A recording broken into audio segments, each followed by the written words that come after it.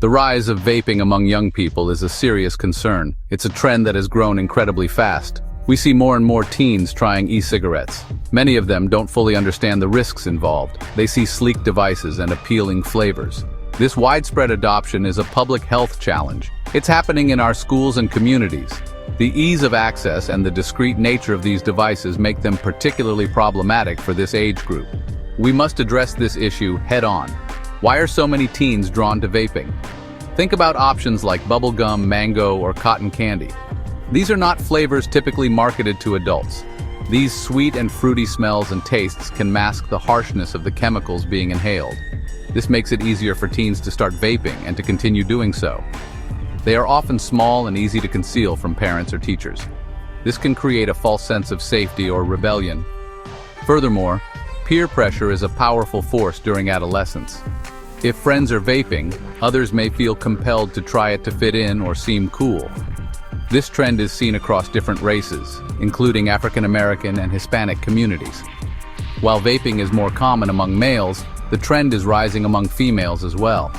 Young athletes are at higher risk, as vaping can severely impact their lung capacity and performance. Teenagers' lungs are still maturing. Their brains are also undergoing critical development. Introducing nicotine and a cocktail of other chemicals at this stage can cause significant and lasting damage. It is crucial to dispel this myth and provide clear, factual information about the real dangers. School faculty and young athletes can play a pivotal role in advocating against teen vaping. Unfortunately, once they start, the highly addictive nature of nicotine can quickly take hold, making it very difficult to stop this new habit. When a teenager inhales aerosol from a vape pen, what happens inside their body? It's important to understand this is not just harmless water vapor. The aerosol contains ultrafine particles. These particles can travel deep into the lungs. Once there, they can cause inflammation and irritation in the airways. This isn't something that takes years to develop. It can happen relatively quickly. Even short-term vaping can begin to affect lung function. Young athletes are particularly vulnerable. Their lungs are not designed to cope with this kind of chemical assault. There are common symptoms that can serve as early warning signs. Parents, teachers, and teens themselves should be aware of these signals. A persistent cough is often one of the first indicators. Wheezing or experiencing shortness of breath, especially during physical activity, is another. Some young vapors report feeling chest pain or a sensation of tightness. These symptoms might seem minor initially. However, they are clear indications from the body that the lungs are under stress and being damaged.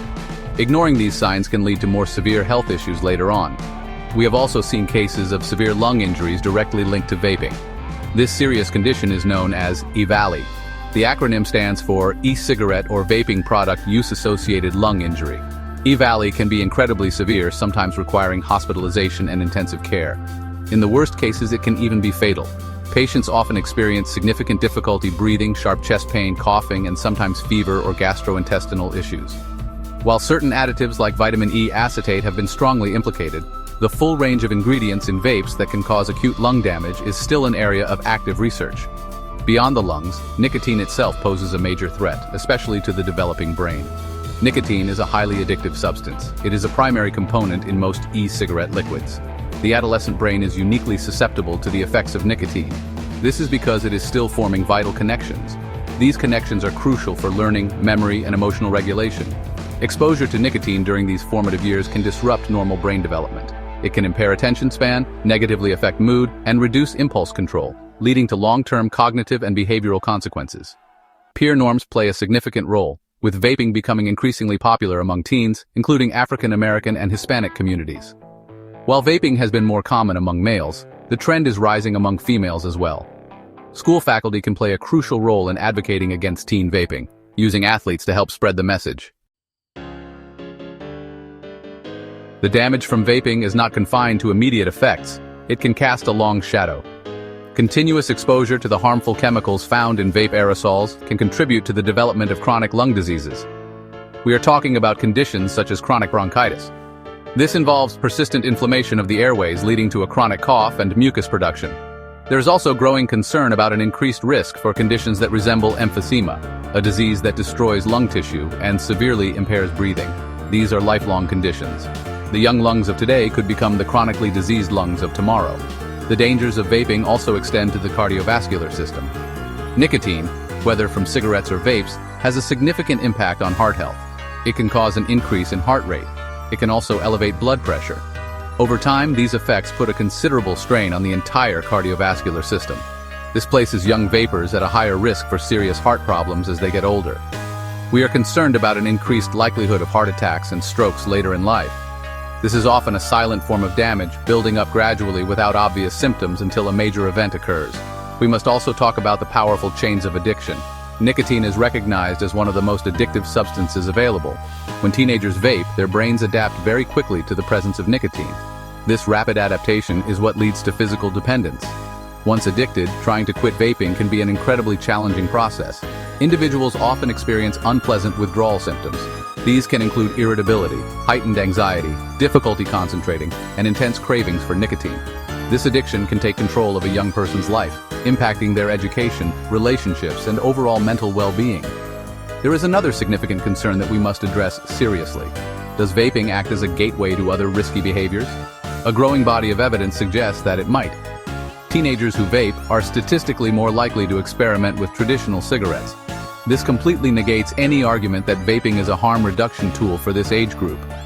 Furthermore, some studies indicate that young vapers may also be more inclined to use other substances, such as marijuana.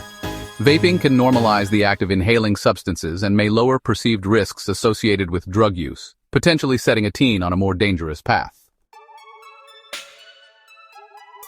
A common question is whether vapes are truly a safer alternative to traditional cigarettes. Let's examine the facts carefully. We know that cigarette smoke contains thousands of chemicals. Many of these are toxic, and dozens are known carcinogens.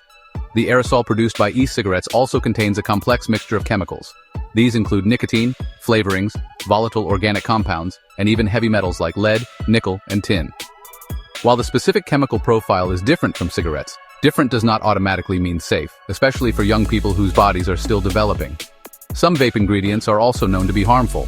The safer alternative argument is particularly misleading when applied to teenagers. For young athletes, the risks are even higher. Vaping can severely impact lung function, affecting their performance and health. This issue is prevalent across different races, with African American and Hispanic communities being significantly affected. For them, starting to vape is not a safer alternative to anything. It is the introduction of an addictive drug and harmful chemicals into a healthy developing body. There is simply no safe level of vaping for adolescents. This safer narrative creates a dangerous false sense of security. Furthermore, instead of helping people quit nicotine, vaping can sometimes have the opposite effect for young users. Some teenagers who begin with e-cigarettes eventually transition to smoking traditional cigarettes. This could be due to nicotine addiction seeking a stronger or different source or social factors. Others become dual users, meaning they both vape and smoke. This practice exposes them to the harmful substances in both products, potentially increasing their overall health risks. This is not harm reduction, it is harm escalation. Our primary goal should always be to prevent nicotine initiation among youth altogether. We cannot afford to stand idly by while a new generation becomes ensnared by nicotine addiction through vaping. Raising awareness is the critical first step. Teenagers, parents, educators, and healthcare providers all need access to accurate, evidence-based information. We must have open and honest conversations about the real, significant dangers associated with vaping. Robust prevention programs in schools and communities are essential. We also need stronger regulations to curb the marketing and sale of these products to minors. If you or someone you know is struggling with vaping, please seek help. Resources are available. Protecting the health of our youth is a collective responsibility we must all embrace. Athletes can play a crucial role in advocating against teen vaping, setting a positive example for their peers.